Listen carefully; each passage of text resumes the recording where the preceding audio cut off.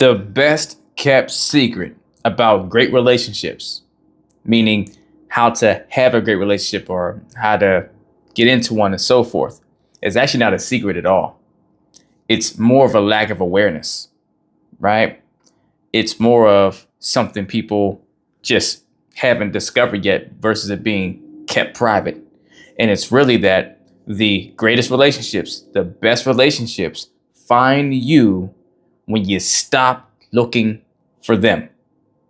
And that is a real difficult conclusion or realization to come to for a lot of people that are out here searching for someone or, getting concerned that their clock is running out and all these kind of things. More people today than ever are heavily focused on finding someone instead of being someone, right? Trying to find, where do I go? What do I do to find the ideal person, to find that man for me, to find that beautiful bride to be for me, right? Instead of, who am I going to be so that I can attract them to me? We talked about attractiveness a lot, right? We talk about, people being attracted to you or being attractive to someone and all these things. But the moment we start getting into dating, right, or getting out there into the field and, wanting to find someone, we shift the order around, don't we? We talk about being attracted to someone, right? We see someone, we're attracted to them, meaning they're pulling us towards them, right? They're attractive.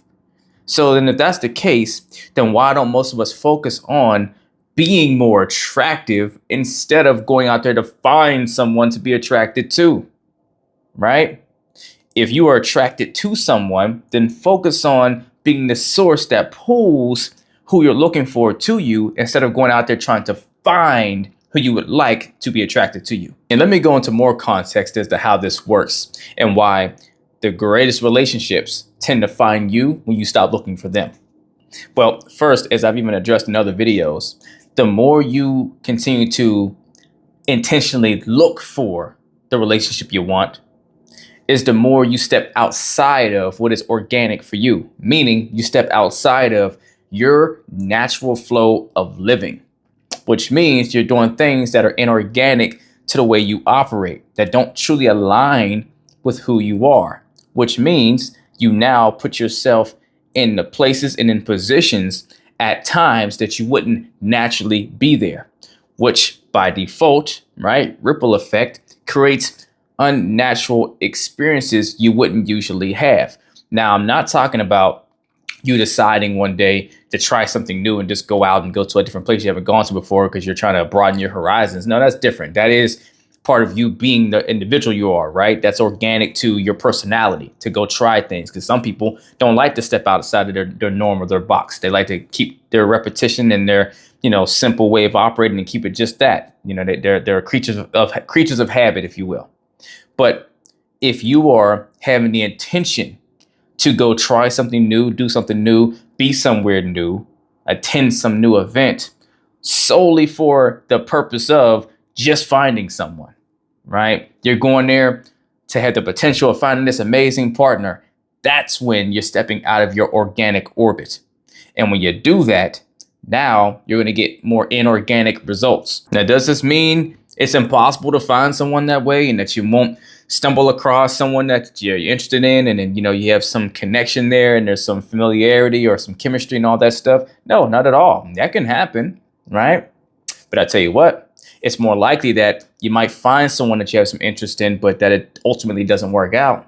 Or maybe you get along or you like each other and honeymoon phase for a bit, 6 months, a year, maybe you get into a year and a half and then it eventually fizzles. It's more of a chance of that versus it being a great relationship in the making. Now, I'm not saying this has never happened. Of course, there's some people out there that have gone and intentionally gone to some place to date intentionally and found someone that they want to be in a great outcome, right? There's very little absolutes, if any, in life, right? So it's possible. But more likely than not, you're going to find that partner that's great for you whenever you come across them when you're supposed to come across them in your orbit on your path. The only thing that's required of you to give yourself the best chance of this happening is that you actually live a life. We're not built to just be house hermits. We're not built to be heavily introverted. Yes, people can have introverted personalities, but even for those individuals, there's a way to be social, right? Because you can't expect to find this great relationship or have it find you if you're not present to be found. Just like you can't expect the likelihood that you find this amazing partner that's been the missing piece to your companionship yin yang all this time by forcing yourself into arenas or places that you don't even care for. Like I said, it's one thing to try new interests and new hobbies and go out and do new things that speaks to your interests, right? Things you actually say, I think that's kind of cool. I might enjoy that. I'm gonna try to expand myself, broaden my horizons and see if this is something that actually fits on me pretty well. Cool, great. But it's a different thing if you're just saying, well, where would the kind of men I want be? And let me just try to go pull up there. Or who are the kind of women that have the kind of polish I like at, right? Well, let me go just show up at those places. When the places themselves, when you think about them on paper, you're like, I have zero interest in this. I'm only going here to see who I can find. I mean, if you're hearing it when I'm saying it, that's like the obvious counterproductive thing to do. Because if you're going to somewhere that you have zero interest in to find a person for you, what are the chances that the person there at this said event, this said place or what have you is going to line up with the interests that you need them to? The core values, the belief systems, the way of living, right? Just the things that they're into, the chemistry, right? Where's going to be the similarities there, most likely with someone that's showing up at an event that more likely than not, they've gone there because they actually do have an interest in that thing. What's the likelihood that person's going to fit you in an amazing way for the long haul? It's not too high. And then what happens to you? You start trying another new place, another new event, another new hobby or something that you don't really care for that much just because you heard somewhere, maybe a friend told you, maybe you saw it on TV or whatever, that there's a potential that there could be the men you want there or the women you want there, right? So now you start going to more places that you don't care for. So now you're already starting to burn your wick of patience and tolerance because you're doing things that don't fill your glass up. And then what happens? You start creating more and more experiences of dating flows, right? Dating connections with people that don't really fit your orbit, right? So then what happens there? You start to slowly build that narrative in your mind. Oh, there's no more good men or women out here. Or, you start numbing out to the dating process, or you start being, indifferent or, jaded or just lackluster about it now, to where you are literally sabotaging your own mentality towards it. But then it gets worse, right? You start to now double down, going on more dates. You start trying to really dig even deeper, almost like making it a science project, trying to figure out where do I find this person? Because now that you're getting tired of going through all the people that don't work, you become more and more urgent and excited and ramped up to try to find that person. Now you're really getting into like that scarcity mentality. So it makes you want to focus on it more, because then the worry starts to set in that maybe I won't find this person. Maybe I'll be alone forever, all these things. And now you look up, you're so far off the path of living the way you would just live if you were more focused on who you are being, who you're becoming, and who you're growing into, and let the right person show up and be able to identify and notice them once they're in your presence. And it becomes like watching paint dry on the wall kind of an experience, right? Because you're so hyper focused on finding someone that you're aware every minute and moment that they're not there. It's almost like you maybe being excited about the new drop of a new product, and you can't wait for that product. You've been researching it for months and seeing how they've been developing it, and you can't wait for it to come out because it's the thing that you've needed and wanted all this time. So it feels like that month drop that's coming has been a year, because you want it so much that you're counting the minutes and the seconds. Every day you're looking for a new update, to where it starts to consume much more space in your mind and it becomes much bigger, right? Same thing with dating. You start feeling like, it's taking so long to find someone because you're so zeroed in and microscoping it to where the void or the lack of not having that partner seems so astronomical now, right? And then you start to get pessimistic in your mind about your ability to be able to find someone. And now what's that do? The moment you start becoming more pessimistic, that's a negative frequency, negative vibration. We're built on a positive one. So now that you're aligned with this negative vibration, you start attracting negative experiences to you, right? You attract what you're in harmony with. So you start harmonizing with what you don't want. You start attracting more experiences that reflect what you don't want because that's what you're drawing to yourself. Versus when you turn inward and say, hey, what just makes me happy? Forget the partner for a minute. What's going to fill my glass up? What do I need to do to live a life that just feels so vibrant and just awesome by myself? If I had no one here, I would be loving it to where I'm loving it on 100. And then that opens the door for when that right person slides across your way, they can come in to help make it 1,000 because you found them in your own orbit. You didn't go looking for them, right? Heck, you almost forgot that you were by yourself. Time starts flying by when you're focused on the right things, but it flies by for good reason. So instead of sitting there and waiting, counting the seconds until Mr. Right or your queen comes along, right? Instead of doing that, you get more consumed with filling your vibrance up in your life so where life is amazing by yourself to where time starts flying by and you before you know it at some event that you wanted to go to because you were waiting for that event to come up because you like going there every year because you love whatever that event is about. And you go there, you're looking to connect with people or just be there and enjoy the experience and take it in and everything else. And then boom, you run across that man or that woman that's been there too for the same reason. They've been coming every year too. You just never seen them maybe or something like that. Or, maybe it's the first time they came at a different day if it's an event that has multiple days. And now you guys start talking. You start having some things in common, right? Because if your life flow led you here and had the ability to come here, then their life flow must be somewhere in the same hemisphere, right? And then you start connecting over different things, start connecting more dots. And it becomes this organic, beautiful experience. But let me also say this.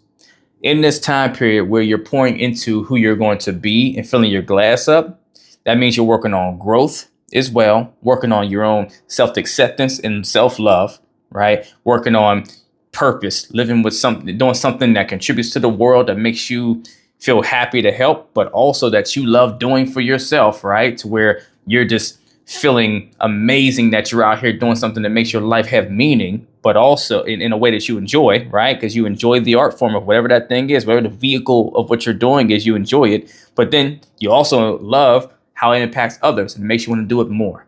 And you're out here reassuring yourself and your identity, all the things. You're bringing excitement to your life, doing fun things that you just enjoy just to get out and let your hair down, all this stuff. To where when you come across this individual at this event, it's not just that you guys have some similarities there. You identified them and were attracted to them because they reflected what you are. This new version of you that is more happy, healthy, and whole, and really positive and giving off positive energy, which made you, your subconscious, catch them and identify them because you started picking up on some of the same similar qualities and mannerisms and ways of operating and demeanor, and they're giving off the same vibe that you are. You're on the same frequency. And so now you attract yourselves to each other. And once you get into the dialogue, you start learning there's more in common than you would have thought other than just the energy. And now you're finding someone that gives you the potential to have something great that you can build together. Point in case, the more you can be courageous. And I say courageous because if you are in that space of being concerned that you'll be alone forever, or in that space of being so overly focused on finding that person, it can be really scary of an idea to tell yourself to stop intentionally looking because it feels like you're giving up or like, oh my gosh, if I don't, then I'm never going to find someone. I got to stay at this, right? So if you're courageous enough to bet on yourself and pour into your own self-development, right? Building yourself, I guarantee you the fruits on the other side will be so much more worth it once you get there. It's one of those things I can't help you see fully until you experience it for yourself like I did, and like anyone that I work with does, right? When they're coming to them going on that journey too, right? But it is so, so crucial that you do take that courageous step to do just that. And I'll end it with this. Think of it like a job, right? Or you want to, get a really high paying position in a company, right? You wouldn't just go and just keep trying to put applications in to get that job just yet. You would first go work on a skill set for yourself. You would go improve the abilities you have to come in and shine out better than all the other applicants, right? You would want to do something that gives yourself the edge to where when you show up for the interview, it is not even a question. You're the person for the job. So think of dating the same way with your life, to where you say, I'm going to stop and make myself lights out amazing and truly live for myself to be lights out amazing, meaning not just I have all these great characteristics and qualities and things that someone could benefit to have, but because I internally am extremely happy. I am a vibrant on 1,000 like people should be, to where not only do they see the exterior of what I could represent for them, but my interior exudes and speaks for itself, to where I become really alluring and undeniable for the right person. And if you really get to that space, you're going to be very attractive to a lot of people, even people that are not necessarily in the same frequency as you, because you're giving off the right energy. But you're going to be able to identify the ones that make sense to build with, that have the greatest relationship you can ever imagine. Let's get it.